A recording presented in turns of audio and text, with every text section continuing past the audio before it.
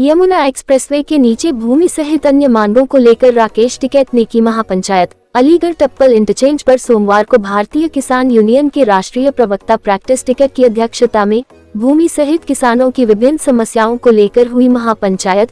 किसानों का 64% बकाया मुआवजा, 10% विकसित भूमि वापसी, सर्किल रेट बढ़ोतरी, किसानों के कब्जे वाली भूमि को बंजर दर्ज न किया जाए और शेड्यूल के हिसाब से विद्युत सप्लाई करने की गई मांग पूरी नहीं होने पर आंदोलन का रास्ता अपनाने के लिए चेतावनी।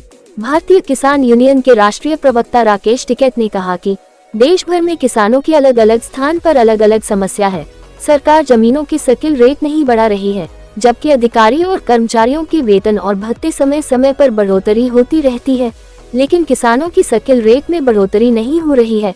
टप्पल क्षेत्र में किसानों का 64% मुआवजा बाकी है। धान की फसल सूख रही है। विद्युत सप्लाई सुचारू नहीं होने के कारण धान की फसल में सिंचाई नहीं हो पा रही है। धान की फसल बर्बाद हो रही है। हमारी मांग है कि सर्किल रेट और मुआवजा जो नोएडा में दिया जा रहा है वही सभी जगह दिया जाए। बिजली आपूर्ति चालू की जाए।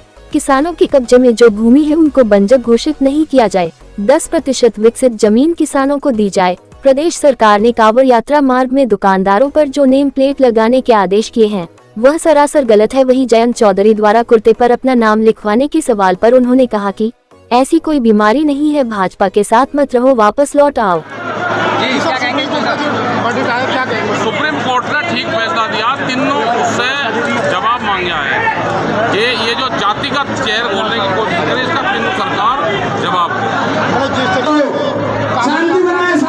बोला जा रहा है जी। कांवड़ यात्रा के नाम पर कांवड़ यात्रा मुस्लिम कर वोट मिल जाए। जयंत चौधरी ने कहा कि मैं अपना नाम कुर्ते पे लिखवाऊंगा और कोई सरकार का समर्थन। ऐसी बीमारी में क्यों जा बड़ा बाहर आ जा। में अलग अलग समस्या है।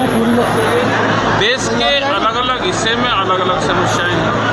यहाँ पर अगर हम बात करेंगे, यहाँ पे भूमि अधिग्रहण का मामला है और पूरे देश में सर्किलेट सरकार नहीं बढ़ा रही। सर्किलेट बढ़ाएगी तो सरकार अधिग्रहण करेगी तो 4 गुना देना पड़ेगा। तनख्वाह भत्ते तो बढ़ जाएंगे लेकिन जमीन का सर्किलेट नहीं बढ़ेगा। ये समस्या है। यहाँ पे पानी नहीं दिया जा रहा। धान की फसल लगेगी तो किसान अपनी जमीन से नफरत करना शुरू करे। ये पूरी पॉलिसी सरकार को पड़ेगी। 64% का मामला है जो नोएडा में लागू कराया उन्होंने, वो सब जगह लागू हो कि जिस जमीन अधिग्रहण हुई है उसको 64% हम देंगे। भाई साहब, क्या मानते हैं जिस तरह से आज आपने यहाँ महापंचायत की अधिकारियों से बातचीत होगी, आप समय देंगे, अगर वहाँ फिर भी नहीं कुछ सुनता तो आंदोलन तो फिर ये कहीं हो रहा थोड़ा चलेगा। ना यहाँ टेंट लगाने की जरूरत है, ना यहाँ प्रसाद का डर है, ना कहीं का। हमने इस तरह के स्थान चिन्हित कर दिए। भाई यहाँ से ऊपर जाओ तो सरकार बंद, नीचे आओ तो किसान संगठन, दोनों चीज़ यही हाईवे भी तो है। अच्छा सर, ये बताइए ग्रेटर नोएडा के लिए ज़मीन का अधिग्रहण किया गया है, वहाँ पे भी किसानों के साथ इस तरीके से देखने को मिला। आंदोलन भी किया लेकिन कोई बात निकल के नहीं। देखो, आंदोलन होते रहेंगे तो कुछ मिलता रहेगा, आंदोलन नहीं होगा तो कुछ नहीं मिलेगा। सरकार की बात में दान पात्र का भी खाता है। आंदोलन होते रहेंगे तो मिलेगा। आगरा में भी जाएंगे आप? आगरा में बिजली का इशू है और जमीन अधिग्रहण का इशू भी है। वहाँ पर बाईपास की करना उसका इशू है, तो हम पूरे देश भर में जाएंगे। अच्छा, ग्रेटर अलीगढ़ के लिए भी जमीन अधिग्रहण हुई है।